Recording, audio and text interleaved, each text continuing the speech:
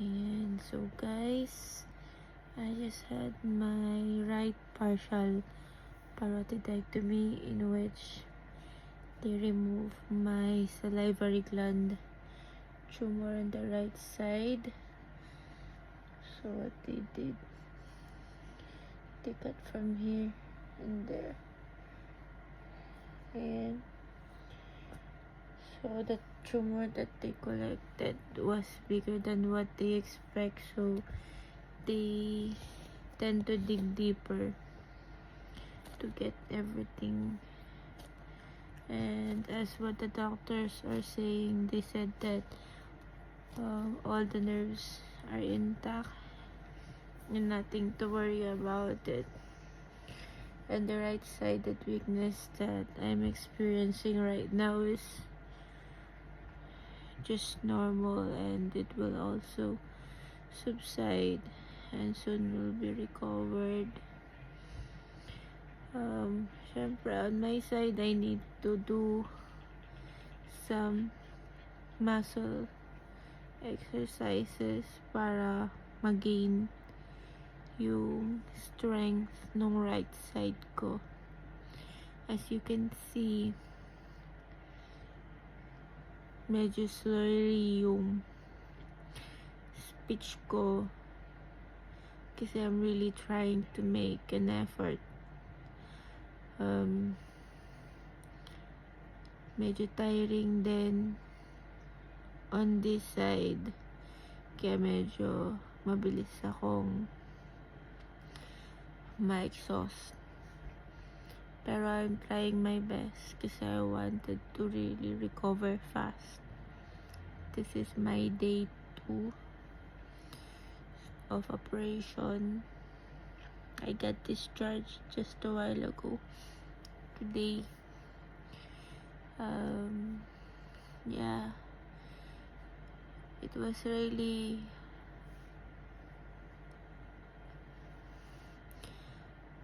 a heartbreaking result because I really did not expect it to be like this.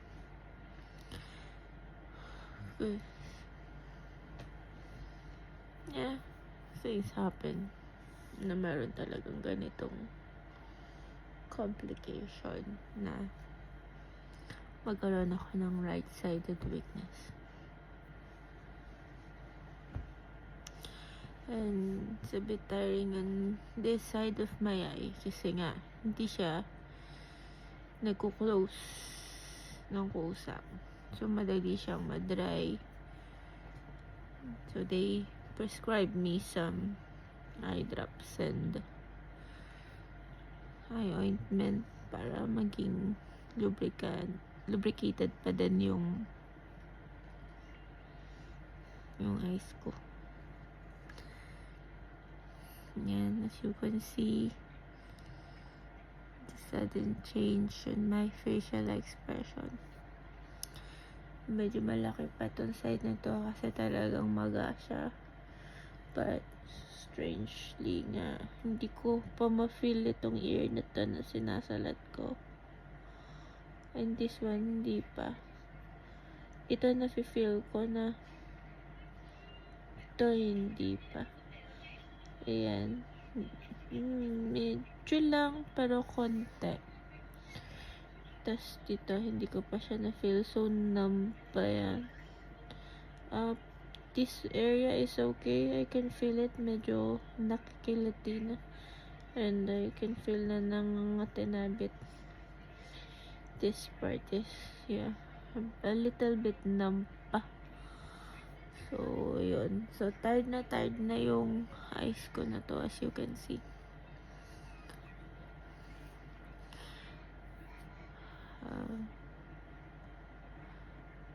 Ayun. And I hope it won't last long.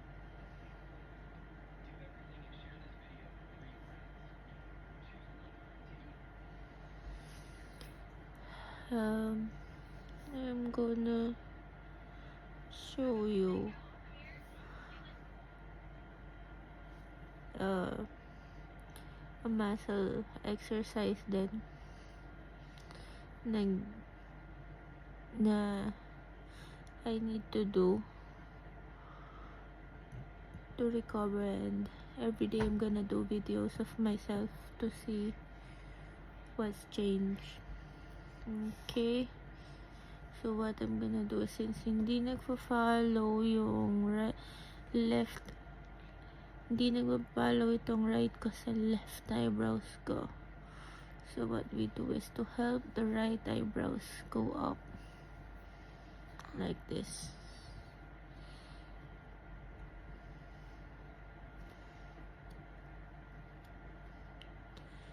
Four, 5, 1, 2, 3, 4, 5. And then yung pagkaganyan, no, yung kunwari galit, hindi din siya nag-follow si eyebrow dye. So what you gonna do is help the other one.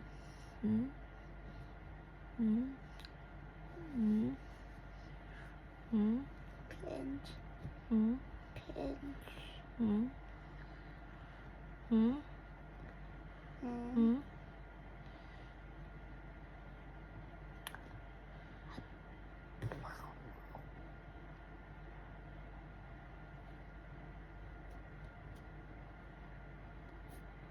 Okay, so as you can see, my eyes not closing No, it's breaking. as much as I wanted to close it. Nakusa, ayaw niya talaga. So let's massage the eye part.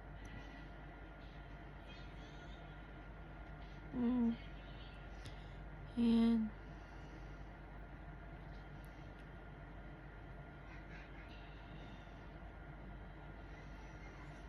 Para ma-relax naman yung eyes. Nakaka-relax siya. Sana ma-wake up na yung nerves. Sinabi naman ng doctor, every day na mag-ward rounds, that they did not damage any nerves. It's just because the tumor that they got is much bigger as to what they have expected. Kaya daw they tend to dig deeper. And syempre, may mga nagalaw na nerves. Pero hindi naman daw nila yun na damage. And all of the nerves are intact daw.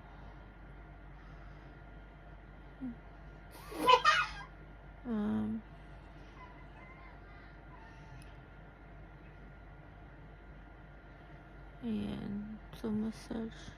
Next is yung greening ko dito sa nose ko. Aray ko, nagdadry. Nagdadry yung mata ko pag matagal na naka-open. Para ba akong napupuwing yung pakiramdam, ganun. Yung parang pakiramdam ko, parang napupuwing ba. Okay, let's start.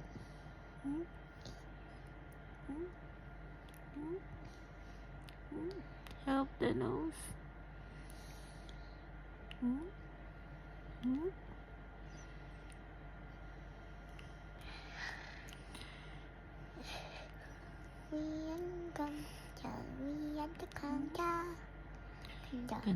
Ganun siya.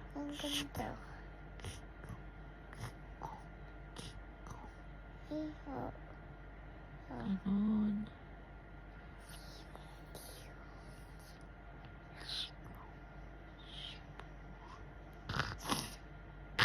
Ganun daw, parang sumisig nga. Pero pag isa lang, ayaw sumunod. Pangit. Kailangan.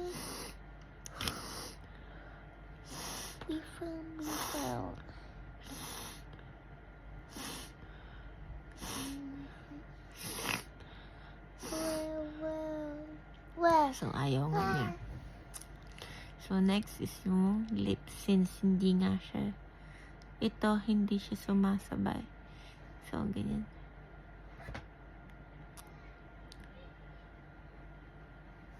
Ipantay natin yung ngiti ko dati. 2, 3, 4, 5, 6, 7, 8, 9, 10, 1, 2, 3, 4, 5, 6, 7, 8, 9, 10, 1, 2, 3, 4, 5, 6, 7, 8, 9, 10. And may napanood ako na pag hindi gumigit na yung uso katulad niya, ang ginagawa ko ngayon, ganun daw. 1, 2, 4, 5, 6, 7, 8, 9, 10.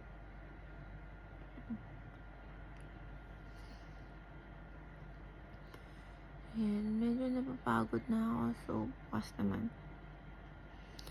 Medyo nahihilo na. So, since dito pa naman tayo, actually, depressing siya. Kasi I really don't expect my appearance to be like this. It's really a disturbed body image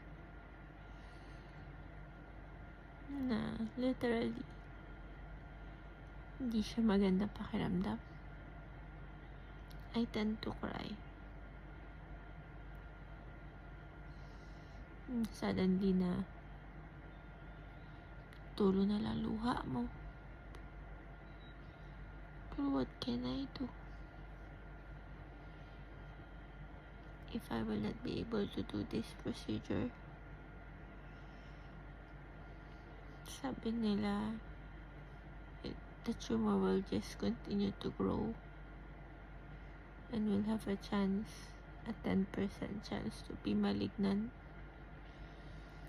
I'm just so lucky na benign siya. And yung nakuha na tumor was sent to histology, and then sa follow-up check-up malalaman yung final result nung nakuha na tumor.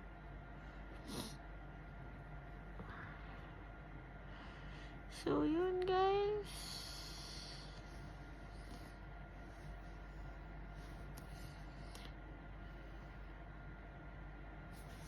Samahan niyo ako sa journey ng paggaling ko.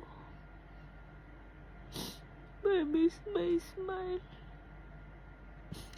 I miss myself. Sobrang lovely.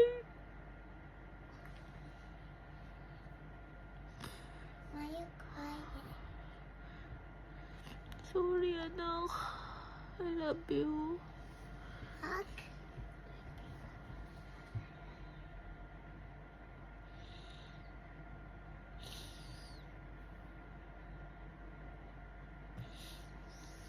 Why are you crying? And